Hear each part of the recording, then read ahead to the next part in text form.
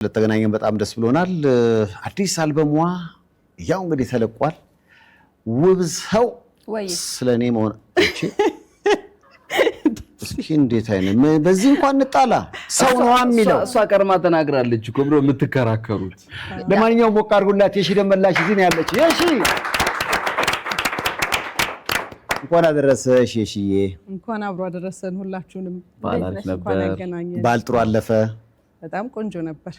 እንዴት ዶሮ ሰራሽ? አልሰራውም። ምን አስወሽኝ? እዚህም እንደዛው ነው። ታላላቆቼ ስላሉ እህቶቼ ጋር ተሰብስበን ነው የምናከብረው። እኔም ታላላቆች አሉ።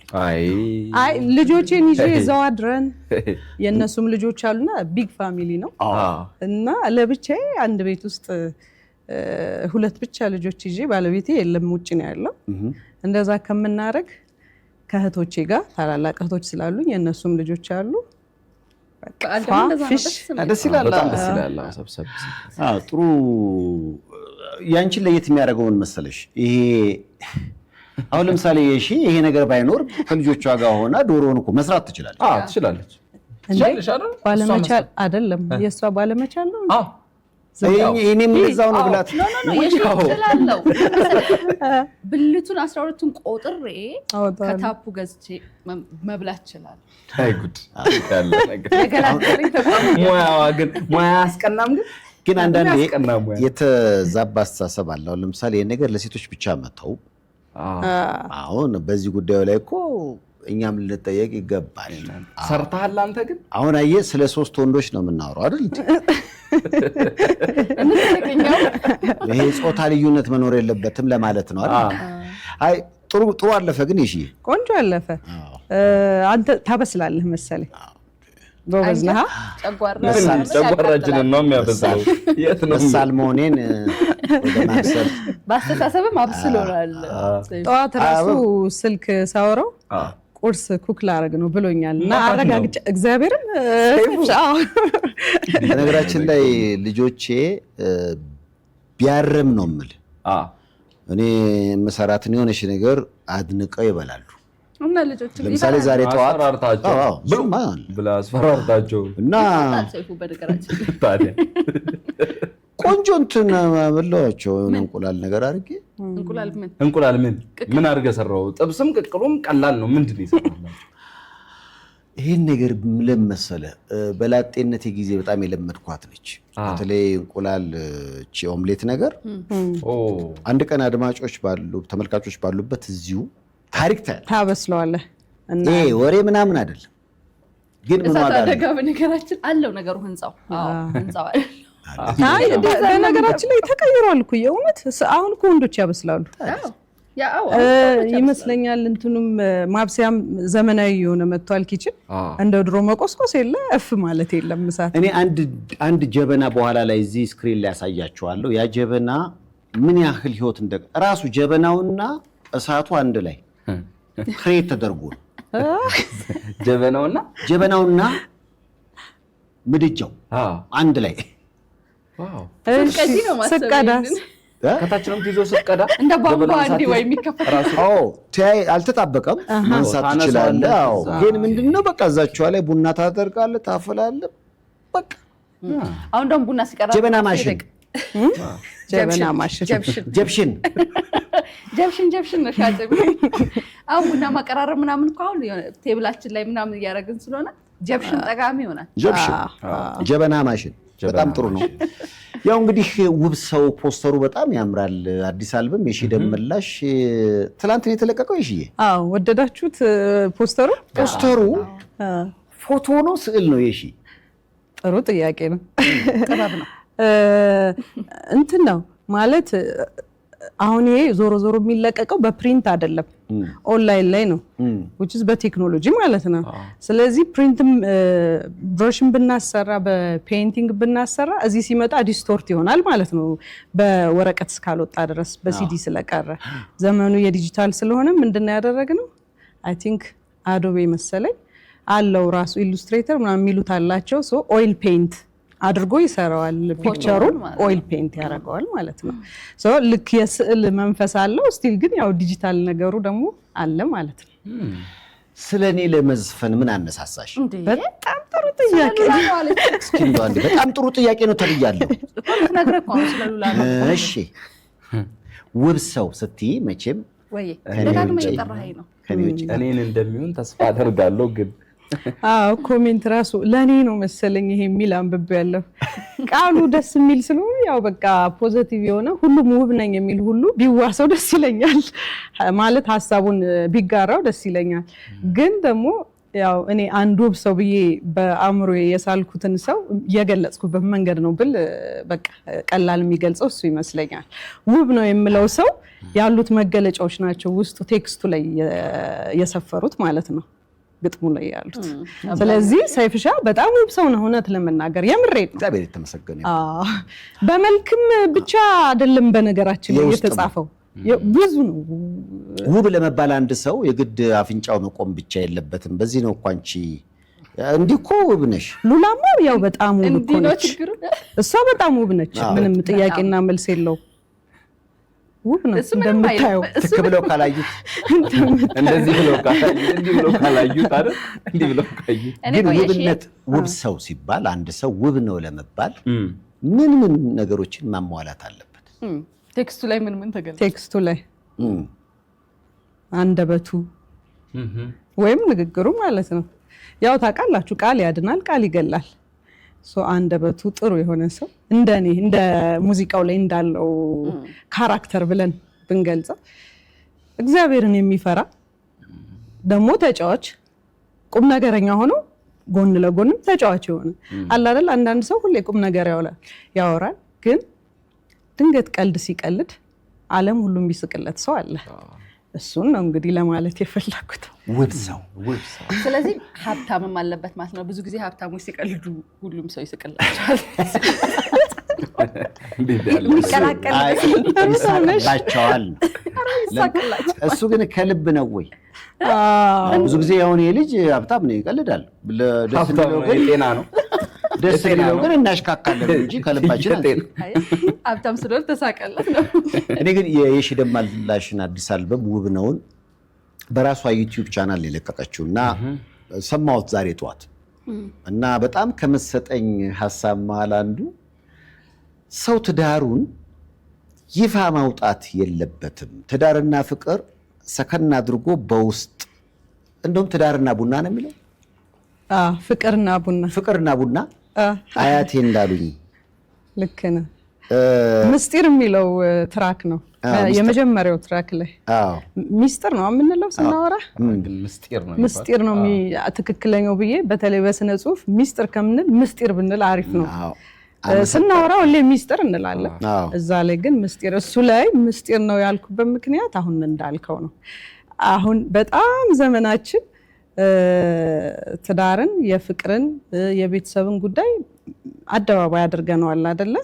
ግን ደግሞ ድሮ እናቶችም አያቶችም እንደሚነግሩን ከሆነ ደበቅ ሸፈን አድርጊው ይላሉ እና ሽፍን ድብቅ የሚል ነው ራሱ መልእክቱ። ምስጢር ላይ ቢሆን ይሻላል። ደግሞ እንደምናየው ነው፣ ዳሜጅ ያደርጋል ወይም ይጎዳናል። አደባባይ በጣም እንትን ካወጣ ነው አይንም ጥሩ አይደለም። ገብቶሃል? የሆነ ነገር ሰይጣን ደግሞ የራሱን ስራ ይሰራል። ስለዚህ በተቻለ መጠን ሚስጥር ቢሆን ይሻላል። በፍቅር መልኩ አድርጌ ግን ያው ቁም ነገር ይመስለኛል ለማስተላለፍ ይመስላል። አሁን የምናየው እኮ ነው አይደል? ሶሻል ሚዲያው ብዙ ትዳሮችን እያፈረሰ እንደሆነ እያየን አይደል? ሶሻል ሚዲያ ላይ ፊት ለፊት የወጡ ትዳሮች በጣም ያው ሁሉም ባይሆንም ግን ከጊዜ ወደ ጊዜ አለመተማመኑ እየመጣ ነው ያለው። ሶሻል ሚዲያ ላይ ግልጽ የሚሉ ነገሮች አንዳንድ ጊዜ መደበቅ ያለባቸው ነገሮች አሉ። ለምሳሌ የግል የቤተሰብ ጉዳይ፣ የልጆች ጉዳይ ወደ ሶሻል ሚዲያ ባይመጣ ብዙዎች ይላሉ እንደዚህ ባይመጣ በጣም ጥሩ ነው ይላሉ። ትላልቆቹ አሁን በተለያዩ የሙያ ዘርፍ ላይ ያሉ ትላልቆቹ ሰዎች የግል ህይወታቸውን ትንሽ ደበቅ ያደርጉታል። እኔ እንደውም ሁለት ባልና ሚስቶች ናቸው ከልጃቸው ጋር ሆነው ዩቲዩብ ላይ አንድ የመጣልኝን የተቆረጠ ቪዲዮ ነው የማየው እና ሴትዮዋ በጣም ተናዳ ትሳደባለች ተመልካቾችን። እናንተ ምቀኞች ምናምን ትላለች እና ከስር ሰው እየገባ አንቺ እኮ ትዳርሽን፣ ቤትሽን፣ ገበናሽን አውጥተሽ ያሰጣሽ ቀን ነው የበቃ እና ትንሽዬ ፍራንክ ለማግኘት ቀይ ወጥ ለመብላት ብለሽ የሄድሽው መንገድ ነው ይሄን ሁሉ ጣጣ ያመጣብሽ። ስለዚህ አንቺ ያልደበቅሽውን ትዳር ማን እንዲያከብርልሽ ትፈልጊያለሽ ምናምን የሚል ሰው ጽፏል። እኔ ግን በጣም የምቃወመው ነገር ምንድነው ሶሻል ሚዲያ ትዳርን አይገነባም፣ ትዳርን አያፈርስም። ምናልባት ትውውቅን ፈጥሮ ሊገነባ ይችላል። የትዳር ጥንካሬ በራሱ ነው የሚያቆየው። ግን ደግሞ ሰይፍሻ እንዳልከው ጓዳ ጓዳ ነው አይደል? ኢቭን ለጎረቤቶቻችንና ለቤተሰቦቻችን ማናሳይ ለእናቴ በትዳር ህይወቴ ውስጥ ሆኜ እናቴ የማታውቀው ጓዳ መኖር አለበት። እንደተባለው ሁሉንም አምጥቼ ያሰጣሁኝ ቀን ብዙ አስተያየቶች ይበዛና የትዳራችን ጥንካሬ ይወስነዋል። ያኔ እንለያያለን አንለያይም የሚለው መታየታችን እንደተባለው አሁን ይሄ አይደንቲቲ ዲጂታል አይደንቲቲ መፍጠራችን ኢትስ ኦኬ። ግን ጓዳ ደግሞ አለ። ጓዳውን ጓዳ ማስቀረት መቻል አለብን ብዬ እገምታለሁ። አንዳንዴ መለየት ግን እኔ የምቃረነው ምንድነው አያፈርስም የሚለው ምናልባት አንቺ አሁን በጋዜጠኝነቱ ሰርተሻል፣ ብዙ መዶሻዎች ቢወረወሩብሽ የመቋቋም አቅም ይኖርሻል። ኮሜንቶቹን የለኝም። ፓርትነሯስ ባለቤቷስ ይችላል? የባለቤትሽ እናትስ ልጆችሽ እሱ ነው ከባድ። እህትሽ በዙሪያሽ ብዙ ሰው ነው አፌክት በዙሪያሽ ያለው ሰው ደግሞ ያንቺን መካብና ያንቺን ጥሩ ነገር እንጂ ያንቺን ወቀሳና ዱላ ለመቋቋም ዝግጁ አይደለም። ወዲያውኑ አንገታቸውን የሚደፉት እሱ ኮርጭ ሰውየው የማይችለዋል የብቻ አይደለም አብሮ የሚመጣ ብዙ ነገር እና ደሞም እኮ ምን አለ መሰለሽ አሁን አይተን ከሆነ ሶሻል ሚዲያ ላይ ካፕል ምናምን የሚሉ ኮንቴንቶች አሉ። ለኮንቴንት ብቻ ፐርፐዝ ከሆነ እና ለቢዝነስ ከሆነ አይ ዶንት ማይንድ። ትክክለኛውን ትዳር ግን ካፕል ያልሽ ዛጋ ትዳር ወይም ቤት እና ስራና ንግድ በጣም መለያየት አለበት። በፍጹም እኔ የትዳርሽን ህይወት ለንግድ ማውጣት አለብሽ ብዬ አላስብም። ለማግኛ ወይም ደግሞ ቪው እና የተወሰነ ሳንቲም ነው የምታገኝበት። በሌላ መልኩ ማግኘት ይሻላል። እሱን ሊያስጥልሽ ከቻለ ገንዘቡን አግኝተሹ ያኛውን ፋሚሊ የምትዩን ነገር ከሚበትነው በሌላ መልኩ ገንዘብ ለማግኘት መሞከር ይሻላል። ግን ደግሞ አንዳንዴ አናውቀውም ዘመኑ ያመጣው ይሄንን ሶሻል ሚዲያን ተጠቅመው ገንዘብ ሜክ ያደርጋሉ። የውሸት ካፕል ሆነው ከሆነ እኔ ኢትስ ኦኬ ማለት እችላለሁ። ምንም ማለት አይደለም። አንዴ እኔ ጋር መጥተው ይቅርታ የጠየቁ ወጣቶችን አስታውሳለሁ። ሰይፎን ኢቢኤስ ላይ እና የባህር ዳር ልጆች ናቸው። ዩቲዩበሩ ምን አለ መሰለህ እስኪ በቃ ደፍረስ እናድርገውና ትንሽ ፍራንክ እንስራ ብሎ 5 ሺህ ብር ሰጣቸው። ደፍረስ ደስ ይላል። ግን አይን እስኪያዝ ተባለ። ሰውም ደግሞ እንደዛ አይነት ነገር ይወዳል ተብሎ ይታሰባል። ይሄ ጥሩ ነገሮችን የመመልከት ባህል ለአእምሮ የሚጠቅም ነገር የመመልከት ባህል ትንሽ ደከም ይላል እና ግን ማአት ለመስማት ማአት ለማየት ግን ነው የምንለው እንደመረቀነ ሰው እና ማአት ሆኗል የሚያመረቀነን እና ምን አደረገ መሰለ ከሁለት ሚስቶቼ ጋር በሰላም እየኖርኩ ነው ይላል በዚህ በኩል ይላል። ተላለፈ። ህዝቡ ያው በተለመደው መንገድ ሰደበ። አረ ዋለ እንጂ አንቺ ያቺኛው እንጂ አስተያየት መስጠት ጀመሩ። ከዛቺኛው ማሳብ ሰንዊ ሁለታችንም ስናጎርሰው ደስ ይለኛል ትላለች እቺኛው። ያው ሰውን የሚያበሳጨው ምን እንደሆነ ያውቃሉ። እንዴት አንድ ለአንድ አይደለም እንዴ ይላል ደግሞ ሰው። ያው በዚህ በኩል ደግሞ እንደውም አንደኛዋ በጊዜው መታሰት ነገረኝ በቃ ያው ፍራንኩ ማጓጓል። በኋላ ግን እነሱ ያላሰቡት ምን መሰለሽ በኋላ ላይ ለካ ቤተሰብ የሚባል ነገር አለ እና በጣም ነገሩ ሲቀጣጠል ጊዜ ሶስቱም መጣው ነገሩ ድራማ ነው ትንሽዬ ፍራንክ ለማግኘት ነው አሉ። እና እንደዚህ አይነት ነገሮች አሁን አሉ በጣም የሚያጓጉ ነው። ለምሳሌ ፊታቸውን ብለርድ አድርጎ የሆነ ድራማ ለመስራት ይሞከራል። ሰውም ደግሞ እንደዚህ አይነት ነገር ይወዳል። አሁን ትልልቅ አእምሯችን የሚጠቅም ነጋችንን የሚያስተካክሉ ሾዎች ሲሰሩ ተመልካች የላቸው። አሁን ግን ቅድም የተባለው የቤት ጣጣ ማውጣት የሆነ ነገር ሲሆን እንደ ሪያሊቲ ሾው ነገር ይመስላል። አንዳንዱ እውነት ነው፣ ብዙ ግን ውሸት ነው። እና እንደዛ ሲሆን ደግሞ ትኩረት ይስባልና ከዛ አንፃር የሺ በአዲስ ዘፈኗ ላይ ፍቅርና ትዳር ደበቅ ሲል ጥሩ ነው ብላለች። የእሷም ህይወት እንደዛ ይመስለኛል አይደል? ደበቅ ያለ ነገር አለ ነው። ቆይ ከልጆችሽ ጋር ወይ ምናምን እንደዚህ ቪዲዮዎች ለመስራት ነገር አለ? አይ ብዙ አልዳፈርም፣ አልሰራም። እንደውም በጣም ቁጥብ ነኝ በዚህ በኩል። አንደኛ የልጆቹንም መብት መጋፋት ይመስለኛል። ወደፊት እኔ እኮ አልፈልግም ነበር ሊልህ ይችላል። ወይ የሚሄድበት የህይወት አቅጣጫ አይታወቅም። በጣም ኢንጌጅ ካረካቸው የሆነ ቀን ምናልባት እንኳን አደረሳችሁ ብለህ ወይ ፖስት ልታረግ ትችላለህ፣ ደስ ብሎኛል ምን ልትል ትችላለህ። የቀን ከቀን ውሎህን ግን እና ሁሌ በተደጋጋሚ የምታረገው ከሆነ ልጆች በህይወት መንገዳቸው ትልቅ ሲሆኑ ምን አይነት መስመር እንደሚመርጡ አናቀውም። ስለዚህ ይሄንን ጎትቶ ሰው የሆነ ያሳየኸውን ነገር የሆነ ጊዜ ደግሞ እንዲወቀሱበት አልፈልግም። ስለዚህ ይሄ እኔ መንገድ ነው አርቱ እኔ ብቻ ነኝ ልሰራው የሚገባ። ከወደዱት ራሳቸው ሲያድጉ ወደ ሚዲያው ይመጣሉ ከፈለጉት። አሁን ግን በእኔ እንትን ላመጣቸው አልፈልግም እና እንዳልከው ነው ብዙም ያን ያህል የቤቴን እንትን ማውጣት የምወድ አይነት ሰው አይደለሁ። የእድሜ ልክ ፋይልም ነው ቁጭ ትላለች ክላውድ ላይ። አሁን ዘመኑ ዲጂታል ነው አይደል? አለ ምንም ልታስቀረው አትችልም። ኤኒ ታይም ይወጣል ማለት ነው። ያው እንግዲህ የሺ ደመላሽ አዲስ አልበሟ ውብ ሰው ይህን ፕሮግራም ለምትመለከቱ በሰይፉ ኦንቤስና ሰይፉ ሾው በራሷ ዩቲዩብ ቻናል እንግዲህ የሺ ደመላሽ ውስጥ ብትገቡ አዳዲስ ዘፈኖቿን እያደመጣችሁ ለበዓሉ ጥሩ ትዝታ ማኖር ትችላላችሁ። ወደ ሬዲዮ ስቱዲዮ ልንወስዳችሁ ነው። በመልእክቶች እንሰነባበታለን። የበዓል ማግስት ልዩ መዝናኛ ዝግጅታችን ይህን ይመስል ነበረ። በዩቲዩብ እና እንግዲህ በምስል ለምትመለከቱን ደግሞ ገና እንቀጥላለን። እዚህ ስቱዲዮ የሚገኙ የተለያዩ ሌሎች እንግዶችም ስላሉ እነሱንም ከየሽም ጋር የልባችን እያወራን እንቆያለን ለማለት ነው። ስለነበረን ቆይታ በኢትዮ ኤፍኤም 78 ታዲያስ አዲስ ከልብ ነው የምናመሰግነው።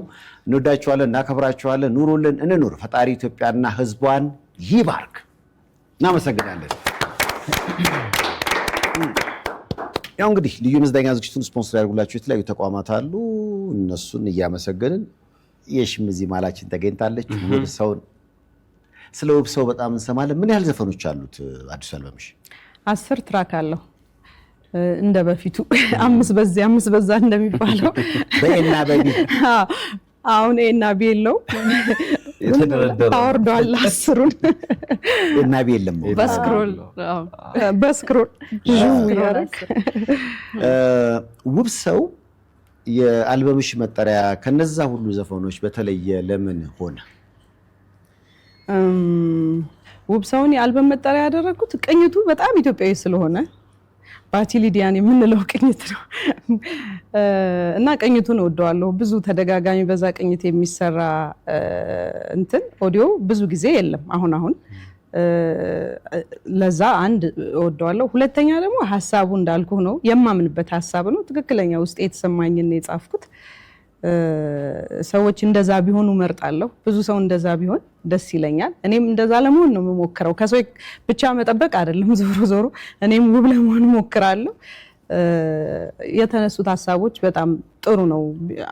የመጠሪያው ቢሆን ይመጥናል ብዬ ስላሰብኩ ነው። ግን ምስጋና የሚለውም መጠሪያ መሆን ይችላል። ለእናት ያዜምኩት ነው። እሱም መሆን ይችላል። ለእናት የተሰሩ ሌሎችም ብዙዎችም አሉ። በእርግጥ ከዚህ በፊትም የተሰሩ ስራዎች አሉ። ሁሉም መጠሪያ ሊሆን ይችላል። አንድ መጠሪያ መምረጥ አለብኝ። ውብ ሰውን መረጥኩ። ቅድም በመልስሽ ውስጥ እንደገባኝ አንቺ እዚህ ነሽ፣ ባለቤትሽ ውጭ ነው፣ ከልጆችሽ ጋር አንቺ እዚህ ነሽ እና ትዳር ላይ በእንደዚህ አይነት ስሜት ውስጥ ላይ ያሉ ብዙ እህቶች አሉ ብዬ አስባለሁ እና ያንን እንግዲህ የዲስታንስ ሲሆን ትንሽ ክፍተት ሲኖረው የራስን ጥንካሬ የሚጠይቁ ብዙ ነገሮች ይኖሩታል ብዬ አስባለሁ እና እንዴት ነው ያንን ጥንካሬ ማግኘት የተቻለው? አንዳንዶች በጣም ሲከብዳቸው ያለው እና ለእነሱስ ምን የምትያቸው ነገር አለ? አይ እኔም ከብዶኛል። ኧረ መከሩኝ ነው ታውቃችሁበት። እኔ ራሱ ከብዶኛል ማለት በርቀት መሆን የለበትም። አንድ ላይ ለመኖር ነው ፕላናችን። የተወሰኑ ነገሮችን ለማስተካከል ጊዜ ስለወሰደብን ነው እንጂ አንድ ላይ ነው የምንሆነው። ግን ከባድ ነው ማለት ለኔም ከብዶኛል ስለ የእውነት ከባድ ነው። ልጆች ሲኖሩ ብቻ ነው ዲስታንስ ሪሌሽንሺፕ ዝም ብለህ ብድግ ብለህ ትሄዳለህ። ልጅ ሲኖር ግን ትምህርት ቤት አለ። በማንኛውም ወራት ልትሄድ አትችልም። የሚመች ወራት ላይ ደግሞ ሌላ ደግሞ ጉዳይ ሊገጥምህ ይችላል። ስለዚህ የምመክረው ዲስታንስ ሪሌሽንሺፕ ጥሩ አይደለም። አብሮ ነው መሆን ያለበት ሰው በተቻለው መጠን ለአጭር ጊዜ የስራ ጉዳይ ወይ ሌላ የህይወት አጋጣሚ ኖሮ ካልሆነ በቀር አንድ ላይ መኖር ይሻላል። ያም ሆኖ እኔ ሃንድል አድርጌዋለሁ ማለት እችላለሁ። ልጆቼን ጠዋት እኔ ራሴ ነኝ ምሳቸውን ቋጥሬ ትምህርት ቤት አደርሳለሁ። ወኪንግ ዲስታንስ ነው ትምህርት ቤታቸው። ወክ ነው የማደርገው ቱታዬ ለብሼ አድርሼ። ከዛ በጣም ወክ ማድረግ በጣም የምወደው ነገር ነው። ብቻዬን ረጅም ሰዓት ስለመሆን ነው መሰለኝ የምኖርበት ለወክ ይመቻል። ግቢ ውስጥ ረጅም ሰዓት ንጹህ ሰፈር ነው ማለት ነው። አዎ ቆንጆ ነው። ኢቲ ቪሌጅ ታውቀው ይሆናል። አያት አየር መንገድ ግቢ አያት አካባቢ ምንም መጥፎ ነገር የለውም። ይመቻል። ግቢውም የእናንተም ግቢ ንጹህ ነው። ቆንጆ ነው እና እዛ ወክ አደርጋለሁ ረጅም ሰዓት ብቻዬን። መውጣት ካለብኝ ስራ ስቱዲዮ መሄድ ካለብኝ እሄዳለሁ። ክላስ ካለኝ አስተምራለሁ። ሌሎች ስራዎች ካሉኝ አደርጋለሁ። ስመለስ ከትምህርት ቤት ከመጡ በኋላ እንደገና ያው ትምህርታቸውን ማስጠናት ምናምን ሊሆን ይችላል። እሱንም ብቻዬን ነው ሃንድል ማድረገው። በእርግጥ አለችኝ ዘመድ አብራኝ የምትኖር ልጅ፣ እሷም ታግዘኛለች። እህቶቼም አሉ ምናምን። እንደዛ ስለሆነ ትንሽ ቀለል ሊለኝ ይችላል እንጂ ከባድ ነው። አብሮ መሆንን የመሰለ ነገር የለም። አብረን ለመኖር ነው እኛም እቅዳችን። አጭር ጊዜ ብቻ ከአቅም በላይ ከሆነ አላማ ካለ ደግሞ ሰው የወታደርስ ሚስት ይኮን የለ አስበሽዋል? ልክ ነህ። ያ ሰው እኮ ሄዶ ሊመለስም ላይመለስም ይችላል። ለእናት ሀገር ነው። ጊዜውም ደግሞ አይታወቅም የሚመጣበትና ጀግና የሆኑ እኮ እናቶች አሉ ከዛ አንጻር ልጆቻቸውን የሚያሳድጉ። ይሄ ደግሞ ሲሆን ደግሞ ውትድርናው ደግሞ ይሄ ደግሞ ኑሮ ላይ ሊሆን ይችላል የሆነ ነገር ለማሳካት። ይሄም ውትድርና በል እና በነዚህ አይነት ውስጥ ያው ጥንካሬን የሚጠይቅ ነገር ይመስለኛል። እሱን ደግሞ ለመወጣት አንድም ጽናት ነው፣ አንድም ደግሞ እግዚአብሔር እንግዲህ ያቅርበው ያንን ቀን ያቅርበው ነው ብሎ እየጸለዩ መኖር ነው። በጣም የከበደሽስ ምንድን ነው? በእነዚህ አይነት ህይወት ውስጥ እርግጠኛ ነኝ ብዙ ነገሮችን በዋትስአፕ ነው። አዎ ወይ ሁሌ ቪዲዮ ኮል አለ። ያው እነሱም ልጆች ስለሚፈልጉት ተጠቀመሽ እኮ ዋትስአፕ አለማስከፈሉ ያስከፍል ኖሮ ነፃ ነው። ዋትስአፕ ያስከፍል። ላይፍ ሴቨር ህይወት አይደለም ብለው። ምክንያቱም ብዙ አሁን በተለያየ አጋጣሚ በኢኮኖሚ ሊሆን ይችላል፣ በፖለቲካ ጥገኝነት ጠይቀው ውጭ ያሉ እነሱ ወይ ወጥተዋል።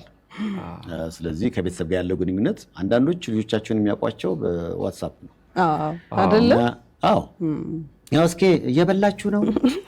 አዎ አደገ እባክሽ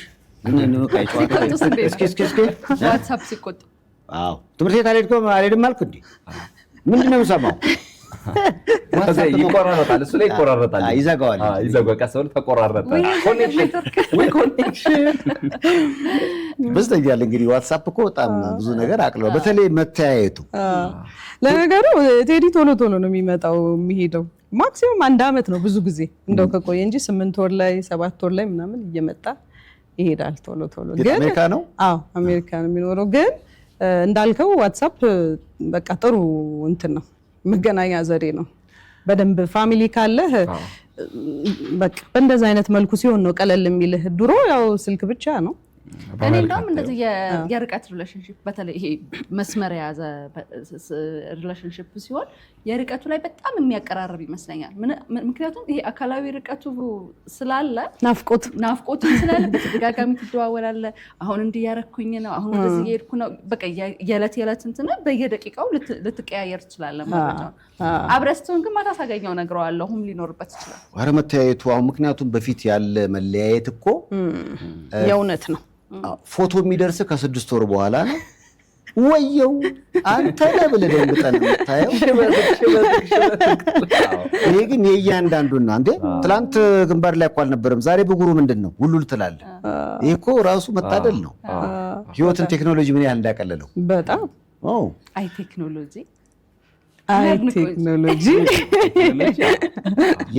የሽንዶችን ልጅ ምከሪ። ለምሳሌ ድበት ሉላ የኔ ውብ ሰው ምን ልበላት እስቲ። አሁን ወልደሻል፣ አግብተሻል። ከዛ ተነስተሽ እስኪ እንዴት ነበር ትውውቁ ንገሪያት። ምክንያቱም ብዙ ጊዜ ሲመጡ ሰዎች እንዲህ ነው የተዋወቀ ነው ሲሉ በዛኛው መንገድ የመሞከር ልምድ አላት። ከአንቺ ተነስተሽ ባንቺ መንገድ ባስ ውስጥ ተብላ ባስ ውስጥ መኪና እኮ አላት ባስ ውስጥ ተዋወቅን ሲባል ሰምታ አለ አንድ ከዛ 3 ቁጥርን ይዛ ዝም ብላ ይዛ ዘነበ ወርቅ ከዛ ነው ተደወልኩ። ኧረ በባስ መጥቼ ቁጥር ያሽ የዛሬ ደግሞ ደስ የሚለው ከግማሽ በላይ ሴቶች ናቸው። ሊገርም ወሬኛ ትንሽ መገኘው ምን ትዳር እኮ ብዙ ነው። እዚህም ሊሆን ይችላል። ምንም አታውቂውም እኮ የትም ነው። ፎርሙላ የለውም ምንም የለውም። ያንቺ ግን የት ነው? የኔ ባለፈው ነገር ያለው ሚዲያ ላይ ነው። አየኝ በቃ ተደዋውለን ተገናኘን። ያንቺም እንደዛው ሊሆን ይችላል። ኧረ ደስ ይላል እኮ አታነሳም። ኧረ ይደውላል አታነሳም። ልብሽ ከተዘጋ ማንም አይከፍተው። ይሄኔ እየተንኳኳ ነው። አንቺ አሰሚም ተኝተሻል ማለት ነው። በምክርም በዝክርም አልከፈተ ያለ አይ በቃ ሲንኳኳ አትሊስት ጆሮሽን እንዲች ብለሽ ምናምን መስማት አለብሽ። የምትወጂ ከሆነ ትዳር ነው። ማወድ እኮ ሰዎች አሉ። ትዳር ውስጥ ስለሆንኩ እና እኔ ስለወደድኩት ሁሉም ሰው መውደድ አለበት እንዴ? አለበት የለበት? እኔ ለምሳሌ ሞትን የምናሸንፈው በመውለድ ነው ብዬ አስባለሁ። የእኔ እምነት ነው። ብዙዎችም ይሉታል። ታስቀጥላለህ ነው? አዎ በቃ እዚህ ምድር ላይ መተሽ ለመሄድሽ ማስረጃው ያ እምትተዩ ላይን ይመስለኛል። የዘር ግንዴ አይቀጥል፣ ግንዴን አልፈልገውም፣ ግንዴ ሲል ሌላ ነገር ስሬ ይበጠስ የሚል አቋም ካለሽ እንግዲህ ሲንኳኳም ሲደወልም እማታነሹ ለዛ ነው የሚመስለኝ። አንቺ ግንድ ወደ ስድብ ቢቆረጥ ደስ ይላል አይደል? የዘር ግንዴ ለብራት ግንዴ ስትል ግንድ ብቻዋን እኮ አለችም እህቶች አሉ ምናምን። ስለዚህ ግንዱማ ብዙ ነው፣ ስሩማ ብዙ። የእሷ ቅርንጫፍ ነው የሚቀረው።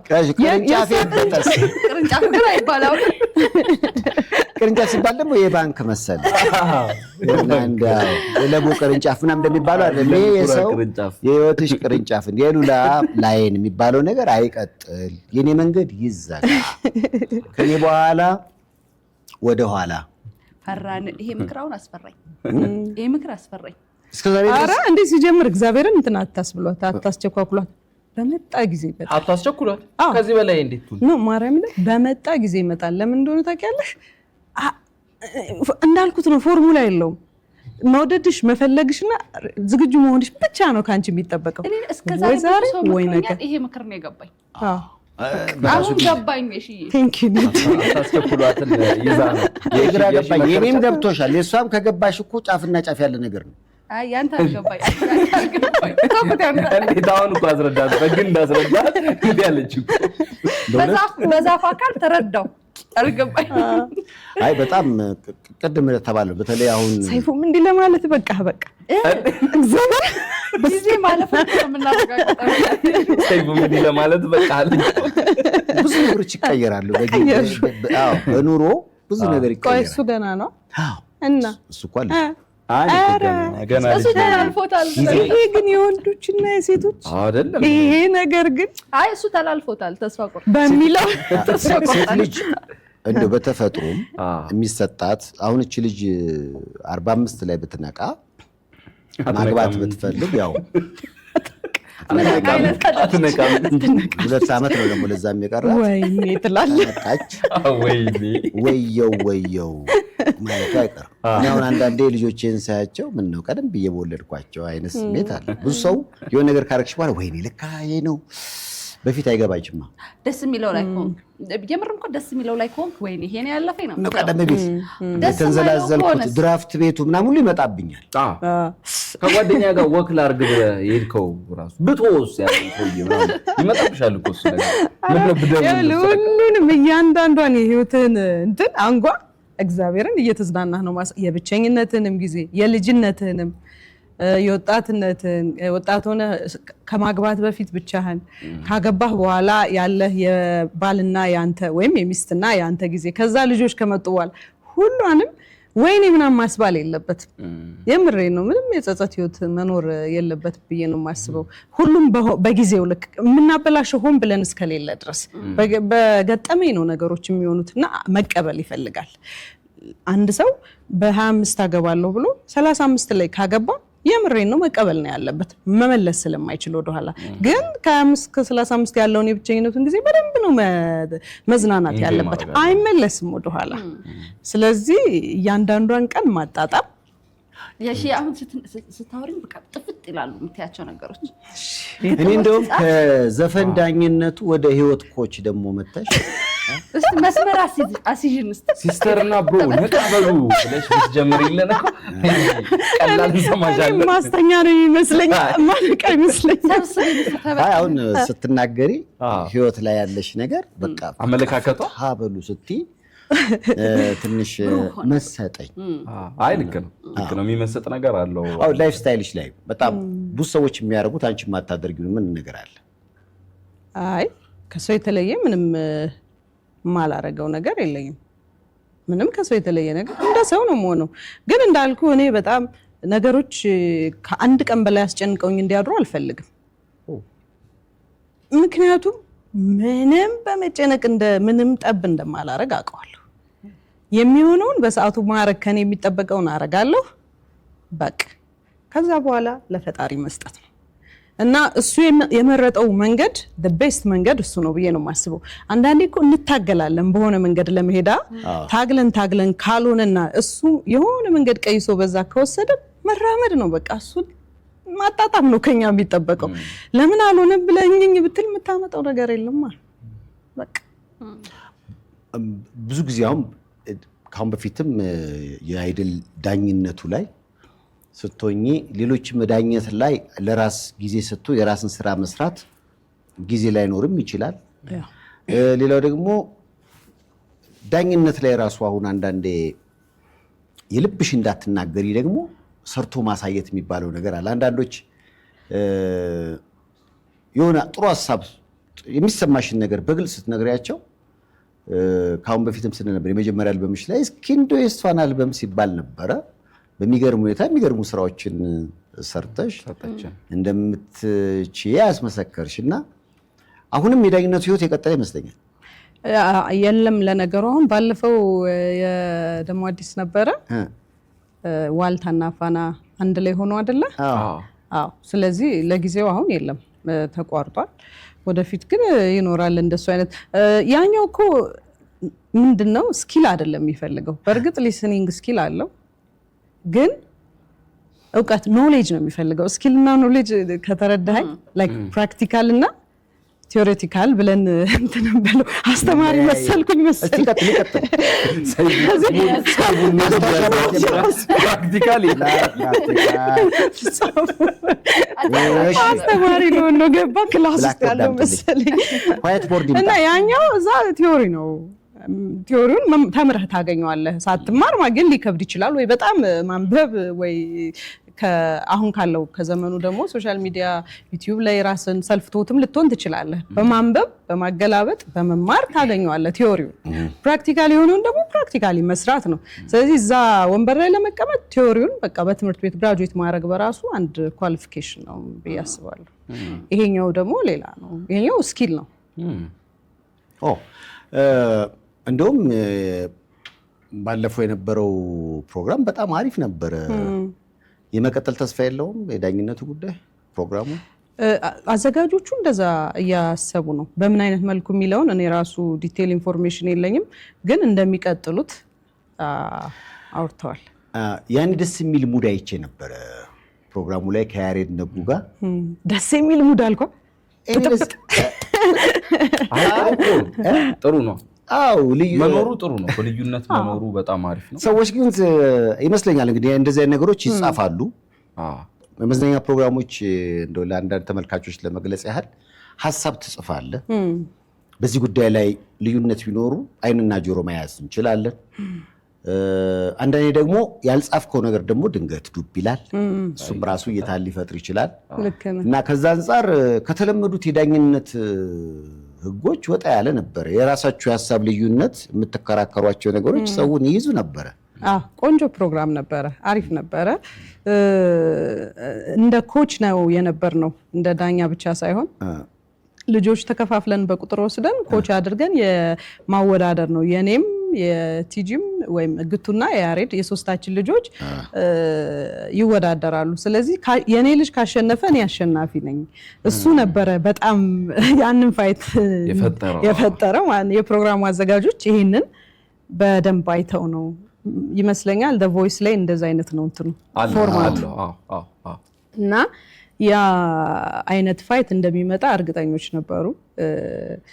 እንደገና ከተለመደው አይነት የውድድር እንትኖች ለየት ማለቱ ራሱን የቻለ መጀመሪያ ዳኛ ይኮናል። ከዛ ደግሞ በቃ ኮች የነበረው ሰውዬ ወዲያው ደግሞ ወደ መመረጥ ደግሞ ይገባልና እኔ ምረጠኝ። አዎ እንደዛ ነው። ኮች ስትሆን አንተ ኮች የምታደርገው ልጅ እንዲያሸንፍልህ ትፈልጋለህ። ከዛ ያ ልጅ ተመረጠ ማለት አንተ ተመረጥክ ማለት ነው። ተሸላሚውም ራሱ ያንተ ልጅ ካሸነፈ አንተ ነህ አብረህ ተሸላሚ የምትሆነው። እሱ ነው ፋይት የሚፈጠር የነበረው። የሺ የመጨረሻ አሁን እዚህ ውስጥ ካለ ነው አንቺ ኮች ሆነሽ ይዘሽ ሂጂ ብትባይ ማንን ይዘሽ ትሄጃለሽ? ሳትዋሺ ሳትዩ እሱን መጀመሪያ አልዘፈንም አይደለም እኔ እንዲሁ ይዘሽ እንደው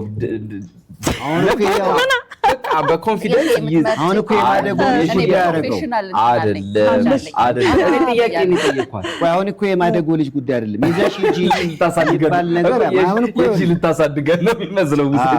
አሁን ምን መሰለሽ እሺ እኔ የተዘጋጀሁበት ስራ አለ። አንቺ እንደምትመጪ ሲነገረኝ ውብ ሰው የሚለው ዘፈን በተለይ በጣም ሰምቼው ወድጄዋለሁ። አዲስ አልበሟን በነገራችን ላይ በየሺ ደመላሽ ዩቲዩብ ቻናል ላይ ገብታችሁ ተደሰቱበት። የበዓል ልዩ ትዝታ ከፈለጋችሁ አዲስ ዘፈን እኮ ሲሰማ ጊዜውም ቦታውንም አሁን የነበረ ነገር ዛሬ ብንከፍት የሆነ ጊዜ ይወስዳል ያረግነውን ነው የሚያስታውሰን። ዛሬ ግን ውብ ሰውን ብንከፍት ደግሞ ካሁን በኋላ ወደፊት ደግሞ ይሄ ቀን ትዝታ ይሆናል ማለት ነው። እኔ የሚገባኝ እንደዛ ነው። ስለዚህ እንዲህ አይነት ትዝታ ለምትፈልጉ ገባ ብላችሁ እስኪ አድምጡላት። የሚገርም ጎጃምኛም አለው። ተገናኘን ቁጥቁጣለሁ እንደዚህ ያለ ታዲያስ በጣም አሪፍ ስራ ነው። ሙሉ ጎጃም በጣም ደስ ይላል። ሙሉ ጎጃም ወንደሰን ይሁብ ነው ግጥሙን የጻፈው። አንተ ነው ወራሽ ዜማውን። ሚኪ ያው ታውቀዋለህ የሙዚቃ ጠበብት ብየዋለሁ በቅንብር እሱ ነው የሰራው። ብዙ ሰው ለነገሩ ተሳትፎበታል። በማሲንቆም በሳክስፎንም ዘሪሁን በለጠ ብዙ ናቸው ልጥራ ካልኩኝ። ሙሉ ጎጃም ወደዋል አይደል እንዴ?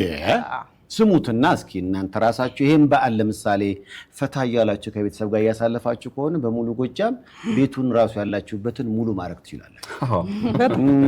አሁን ወደ ዋናው ነጥብ ስናልፍ እኔ ተዘጋጀውበት ስራዬን አቀርባለሁ መቼ እና ሊመረጥ እኮ ነው። ግን ነገራችን ኧረ ውሰጂውና ቤትም እንደማይገርም አንድ አመት ቁጭ አድርገሽ። እኔ ግን አሁን ይሄ ሰይፉ እዚህ መድረክ ላይ ማቅረቡ ፖዚቲቭ ጎኑ ነው የታየሽ። ምንድን ነው መሰለሽ አንቺ በሌለሽበት እዚህ የሚደርስብን ጭቆና ቀላል አይደለም። አሁን ሰምተሽ አይተሽ መዝነሽ ሁለተኛ እንዳይዘፍን ነገር ነው። ለወሬ ብዙም አይሆን ድምጽ ነው፣ ግን ለሙዚቃ እኛን ይጨቁነናል። ስለዚህ አንቺ ከመጣሽ የዛኔ ኮስተር በምትይበት የሳቅሽ ሳይሆን ኮስተር በምትይበት እባክሽ። ድሮ ኮስተራ ነበርኩ መሰለኝ። ላንተ አይሆንም፣ ሲጀምር ላንተ አይሆንም። እስኪ አሁን ከድምጼ ቀለም ጋር የሚሄድ በነገራችን ላይ ድምጼ ቀለም አለ። የትኛው ቀለም? ብላክ ኤንድ ዋይት። አሁን በነገራችን ላይ ዳኛ ባለበት እንደዚህ ክፉና ደግ ተወዳዳሪዎች በነገራችን ላይ እርስ በርስ እንዲህ እናቆሩ አይጨቃጨቁ አይፈቀድም። ዳኞች እናቆሩ እንጂ መሳደብ የሚችሉት መውቀስ የሚችሉት ብላክ ኤንድ ዋይት ምናምን። አንቺ ቆቅማ የሆነ ድምጽ ይዘሽ ቆቅማ ጥሩ ነው። ቆቅማ ጥሩ አይደለም። በጣም ለየት ያለ እኔ አሁን ወደ ሌላ ነገር እንዳገባ ነው እንጂ አሁን እንግዲህ ቆዳ ላይ የሚወጣ ነው አይደል ቋቁቻ። እሷ እኮ ድምጿ ላይ ቋቁቻ እንትን ውበቱን ያሳያል። ገባ ወጣው ይታያል። እንደዚህ አይነት ነገር ነገር የለም። ድምጽ ላይ ወጣ አቅም ዥንጉርጉር ነገር ግን እኮ ሳይንሱ ታውቃላችሁ፣ ማንኛውም ድምጽ የሚያወጣ ሰው ሁላ መስፈን ይችላል። እግዚአብሔር ይመስገን። ይሄንን ነው እኮ የምንለው። እዚህ ማስከተል ያው አንዳንድ ደቂቃ ነው የሚሰጠን ሙሉ ልዘፍን። አሁን በአንድ ደቂቃ ከግማሽ ነው የምጨርሰው። ለምሳሌ ተቀባዮች አሉኝና እነሱ ስላልመጡ የእነሱንም በክፍያ ተጣልተን የተቀባበልክ ራሽ ማሲንቆስ መጥቷል ወይስ በድምጽ ነው የምታስበው? አይ በራሴ ድምጽ ነው። አይ ሲሪየስሊ የምታቀርቡት ነገር ካለ አሁን እሷ የተሻለ የምትለውን ከመጥፎም መሀል ጥሩ አለ በነገራችን ላይ። አይ እኔ በጣም መጨረሻ መጥፎ የዳኘሽው ያልሽው ነገር ታስታውሻለሽ? እሺ ቆይ ወደሱ እንመጣለን። አሁን ነው የምትለው አሁን ትላለች። ይሄን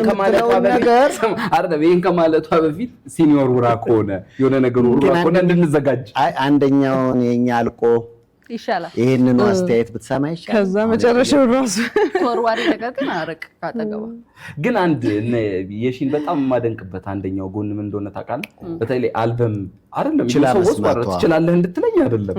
በእርግጥ በተለይ ደስ ይለኛል። ግን አንደኛው ጎን ዳኛ ሆነ አልበም መስራት በጣም ከባድ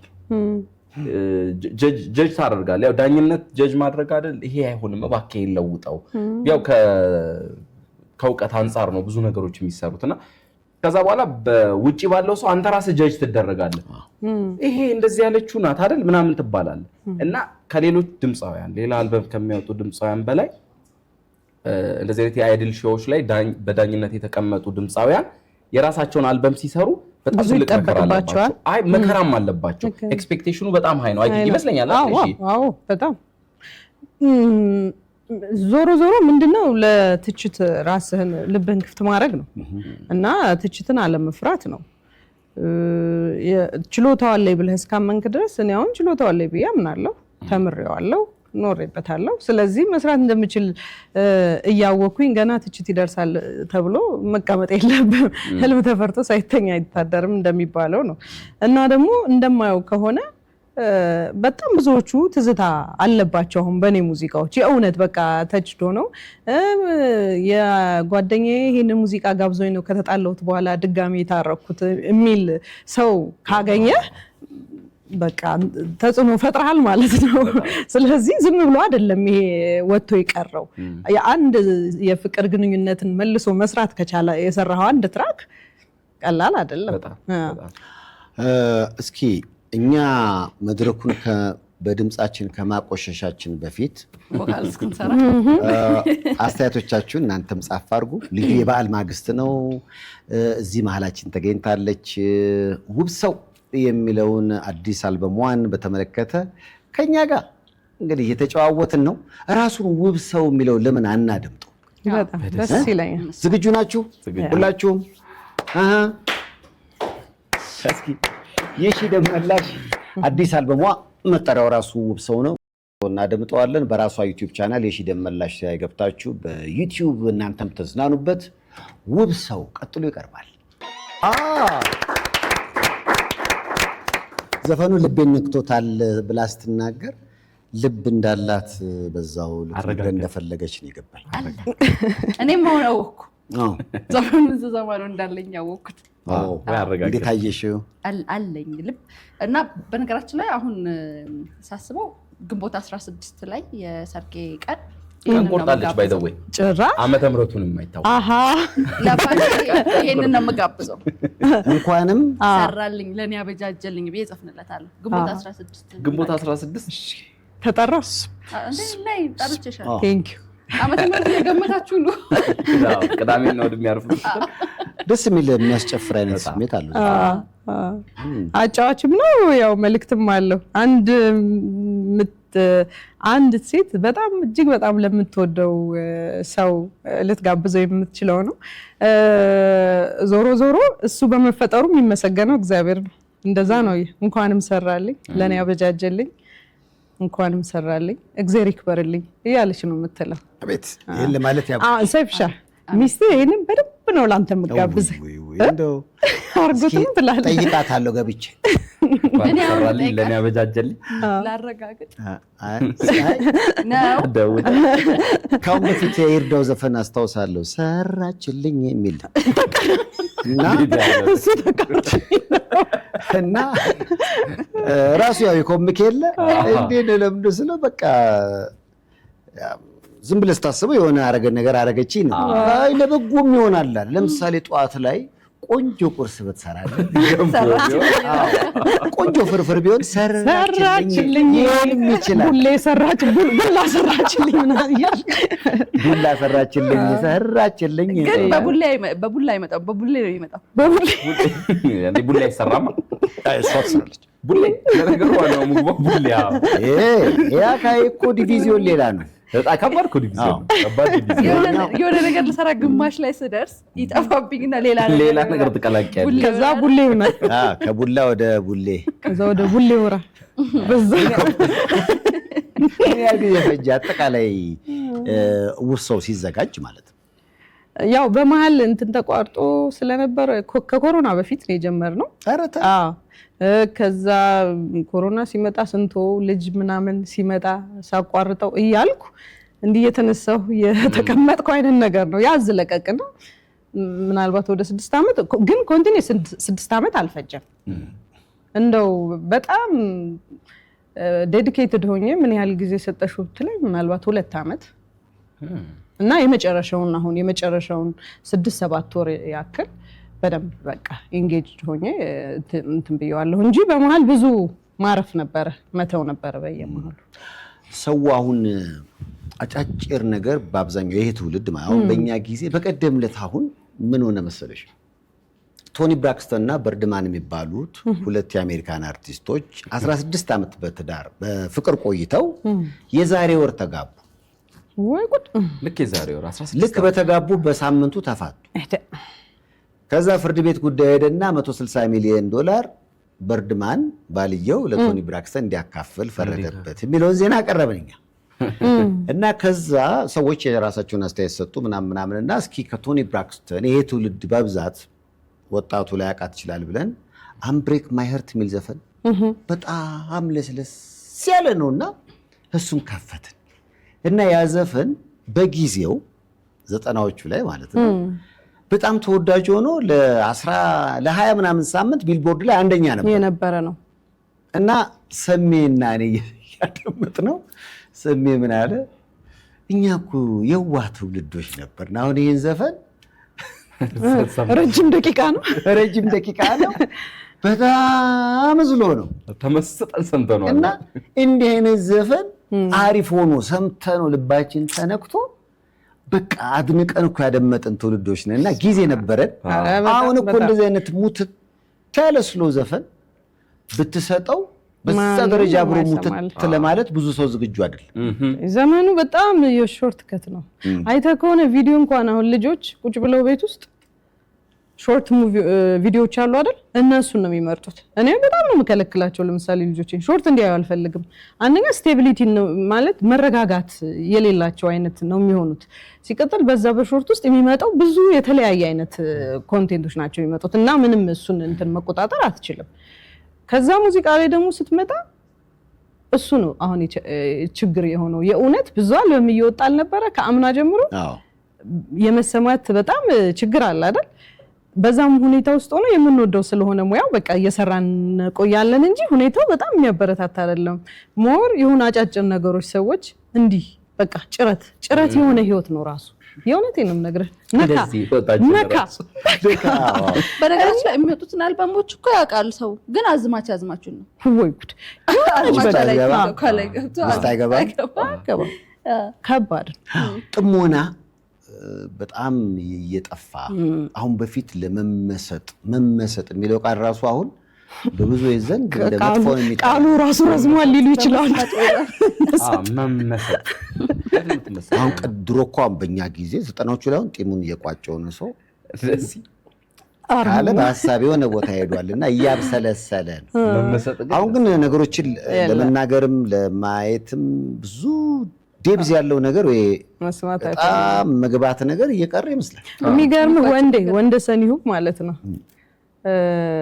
ሙሉ ጎጃም እሱ ነው የሰራው አላልኩም? ስንሰራ ወደ 5 ደቂቃ ከ30 ምናምን ሰከንድ ነበረ። የዚህ ዘመን ቲክቶከር ነው ይሄን ሁሉ ቁጭ ብሎ የሚያዳምጥል። ቁረጠው ከዚህ ጋር ይኖር ጉመደው እዚህ ጋር ቁረጠው እያለ እንደ ፕሮዲውሰር ነው የራሱ ሶንግ ስለሆነ ሌሎቹን ያው እኔ ነኝ ትምላጭ እና የእውነትም ግን እንደዛ አድርጎ ፎርሜሽኑን እንደገና ቆርጦ ቀጥሎ የሆነ ስትራክቸር ሲያወጣለት ወደድኩት። ልክም ነው አልኩኝ ከሆነ በኋላ። መጀመሪያ ላይ ግን በቃ እከራከረዋለሁ።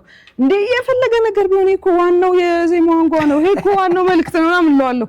ቆይ አንቺ ያልገባሽ ነገር አለ እያለ ቁረጠው፣ ዘመኑ የሩጫ ነው። ወደ 4 ደቂቃ ከምናምን ሆነ። ግን ሲቀጣጥለው በደንብ አድርጎ ነው የሰፋው።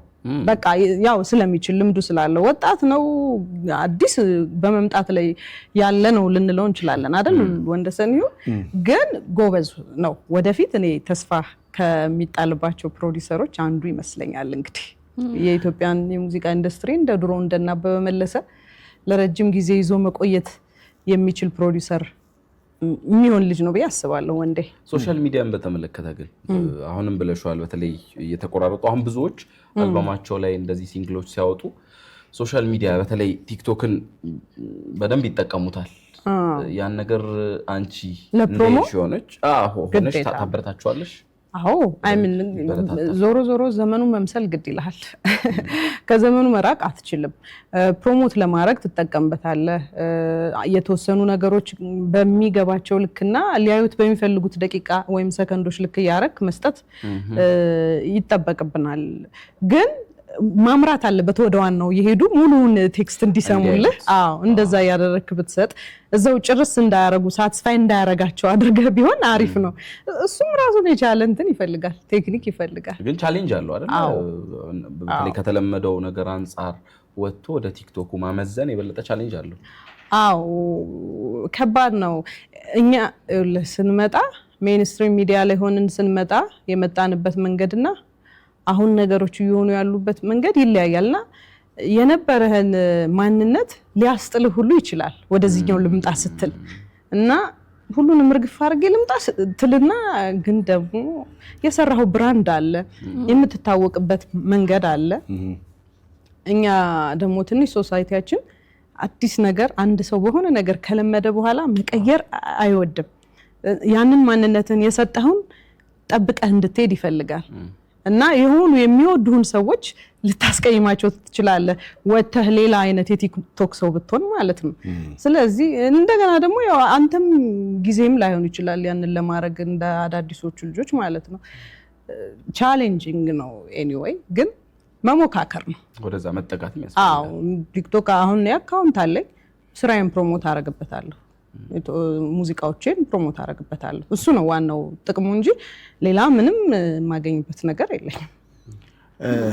አሁን ለመታወቅ የሆነ ኦድ ነገር ማድረግ ተለመደ። እሱ ደግሞ እኮ ግራ የሽማ ታወቀች ኦልሬዲ እኮ ለመታወቅ ምንም አታረጊ። አሁን ችግሩ መታወቅ ምን ፖይንት አለው ነው የኔ ውድ አይደል? አንድ ፕሮግራም ነበረኝ እንደዚህ ሳይበርኛ ሚል በእንትን ላይ የሚያተኩር እንደዚህ ይሄ ዲጂታል የሆነው ነገር ላይ የሚያተኩርና ወጣቶችን እያየን ስንሄድ ቢሆን የሚስት በዛ መስመር እንትን የሚልና አንድ እንግዳ ጋብዤ እያለ ለመታወቅ ነው እንዲህ የሚደረገው ምናምን የሚሉ ሙግቶች ነበሩና ሰው በምን መንገድ ነው የሚታወቀው አለ። ሰሜ ነው በነገራችን ላይ ነውረኛ ሰውም ይታወቃል በነውረኝነቱ በጥፋቱ፣ ሌባ ሰውም ይታወቃል። ከዛ ደግሞ ቅድም መጀመሪያ ላይ የሺ ያልሽው ነገር አለ፣ ልጆችን እዚህ ጋር ባስቀምጥ ነገ ባይፈልጉስ ብለሻል። ዘላለማዊ የሆነ ነገር ነው እያስቀምጥን ያለ ነው። አይደንቲቲ ማንነታችንን እያስቀመጥን ነው እዛ ቦታ ላይ ያለ ነው እና ልክ ነሽ። ነገ ልጅ ብንወልድ ነገ አባት ብንሆን ማታፍሪበት በነውረኝነት ውስጥ ታውቀ ልጅክ ምን ይልሃል? ትልቅ ሰው አባት ሆነ ትምህርት ቤት ታደርሰው ልጅ ነው ይሄድክ ይያለ ቡሊ አለ ወይም ልጆችን ይሄ ምንድነው ማሾፊያ ያረጉብሻል እኮ ትምህርት ቤት። ዛሬ ላይ የምንሰራው ለነገ ለማወቃችን ግድ ነው። ያው እንግዲህ እስከ በረን እንቀጥላለን። አዲስ አልበሟን የሺ ደመላሽ ውብ ሰውን ለማስተዋወቅ እንዲህ ውብ ሆና መታለች። ስለ ራሷን የዘፈነችው ሊባል ይችላል። ውብ በዚህ ሰዓት እሷ ብቻ ነች።